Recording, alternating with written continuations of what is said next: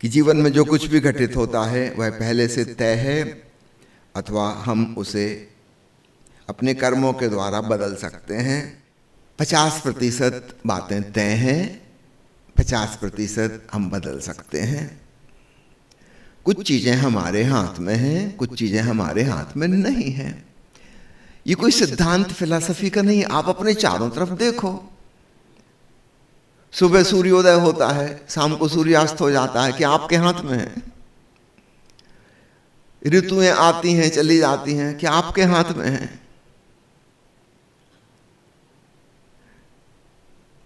कुछ चीजें आपके हाथ में हैं कि तेज धूप हो फिर भी आप छाता लेकर निकल सकते हैं, बाहर गर्मी पड़ रही है आप अपने कमरे में पंखा चला सकते हैं। कुछ चीजें आपके हाथ में हैं। आप सूरज को गर्म होने से तो नहीं रोक सकते। बड़ी बड़ी चीजें सब प्रकृति के हाथ में हैं, फिर भी आप अपना उपाय खोज सकते हैं अपनी सुविधा के लिए। कुछ चीजें आपके हाथ में हैं। अक्सर हिंदी फिल्मों में डायलॉग आता है, जब कोई मरीज मरणासन्न हो जाता है तब डॉक्टर कहते हैं अभी ने दवा की नहीं दुआ की जरूरत है। जहां तक डॉक्टर के हाथ में था उसने अपनी भरसक कोशिश की।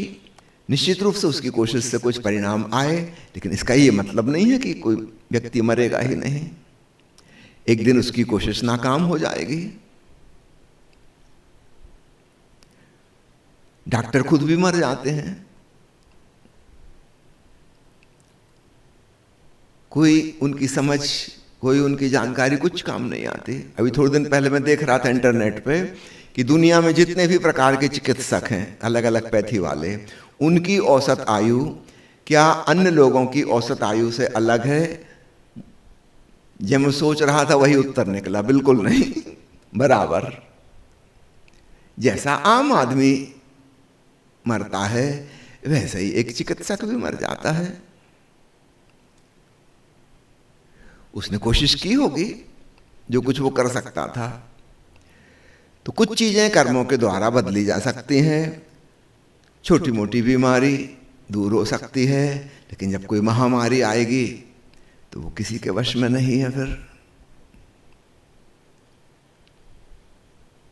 सर्दी जुकाम हो गया है कि लूज मोशन हो रहे हैं तो दवाई काम कर जाएगी। कोविड की बीमारी हो गई कि कैंसर हो गया कि किडनी फेल्यूर, लिवर फेल्यूर हो गया कि हार्ट अटैक आ गया, अब शायद कुछ भी काम ना करे। तो कुछ चीजें हमारे हाथ में हैं, कुछ चीजें हमारे हाथ में नहीं हैं। यह साफ दिखाई देता है। कोई सिद्धांत मैं आपको नहीं बता रहा हूं, इसके प्रमाण अपने चारों तरफ देखो, अपनी ही जिंदगी में देखो।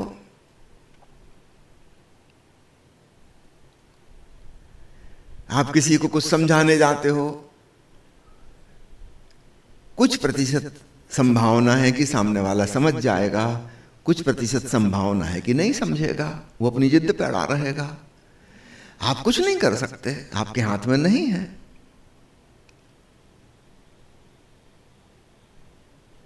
छोटी छोटी चीज को देखो।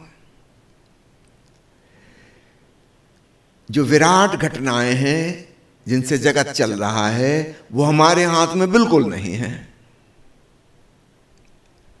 छोटी छोटी बातें हमारे हाथ में हैं। इसको एक मजाक की तरह समझना। जैसे कोई छोटा बच्चा जिद कर रहा है कि पापा आज मैं गाड़ी ड्राइव करूंगा, तो पापा ने उसका मन रखने के लिए उसको गोद में बैठा दिया, उसको स्टीयरिंग व्हील पकड़ा दिया, बीच बीच में वो है तो सारा कंट्रोल पापा के हाथ में। अभी उस बच्चे के तो पैर भी नीचे ब्रेक तक नहीं पहुंचते, उसको कुछ पता भी नहीं है कि ब्रेक लगाया जाता है। वो तो बस स्टीयरिंग व्हील पकड़ के बड़ा प्रसन्न है, बीच बीच में हॉर्न बजा देता है। छुटपुट चीजें उसके हाथ में दे दी हैं, वो चाहे तो हॉर्न बजाए चाहे तो ना बजाए। वो स्टीयरिंग व्हील की टोटल कंट्रोल तो पापा के ही हाथ में है।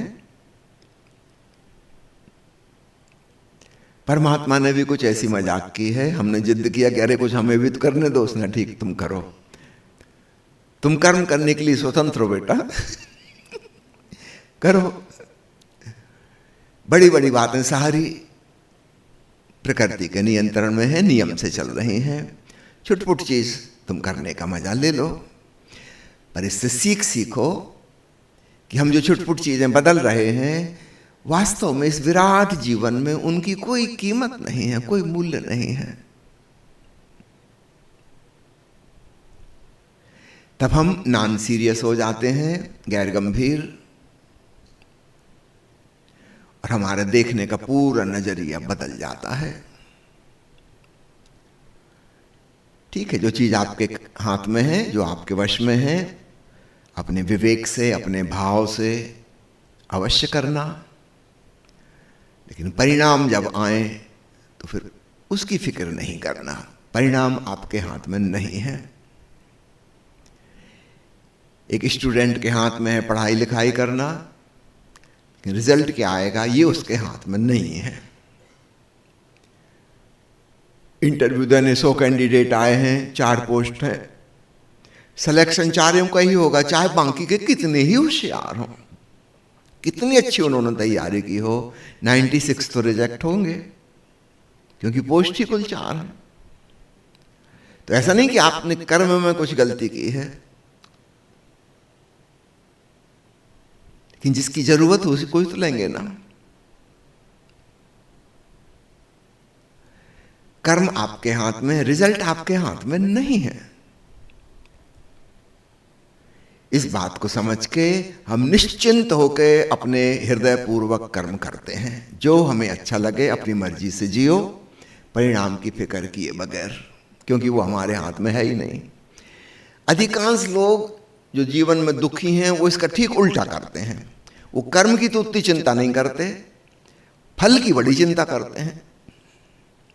अब ये मुसीबत में फंसे, जो चीज आपके हाथ में है उसकी फिक्र नहीं करते, और जो चीज हमारे हाथ में नहीं उसकी चिंता करते हैं। उसकी चिंता करने से तो कुछ होगा ही नहीं, वो तो आपके हाथ में ही नहीं है।